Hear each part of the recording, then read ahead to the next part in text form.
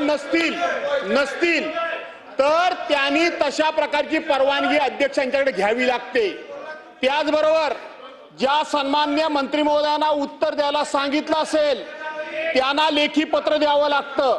मी गेले कित्येक दिवस बघतोय की नगर विकास खात्याच्या भुजबळ साहेब हे खरं आहे का खोटं आहे, त्याने तुमची परवानगी घेतलंय का, घेतलं असेल तर पत्र दाखवा, नसेल तर ह्या मंत्र्यांना आयताळा बोलायला कसं येतो आपण उठसूट प्रत्येक वेळी। हे कोण आहे? 2019 ते 2022 या 2.5 वर्षामध्ये या प्रकरणाचा एकदाही पाठपुरावा तत्कालीन राज्य सरकारनं केंद्राकडे केलेला नाही। ऐका ना, आता काय मी उत्तर देतोय ना,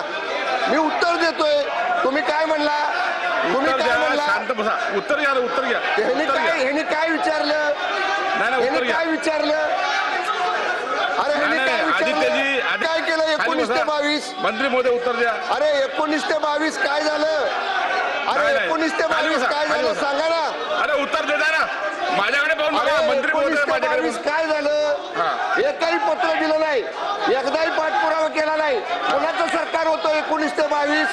उलट 22 तारखेला माननीय एकनाथजी शिंदे साहेब मुख्यमंत्री झाल्यानंतर 4 वेळा आम्ही पत्र दिली, मुख्यमंत्र्यांनी 1 वेळा पत्र दिलं। तुम्ही काय केलं, तुम्ही काय केलं, उत्तर घेऊ द्या।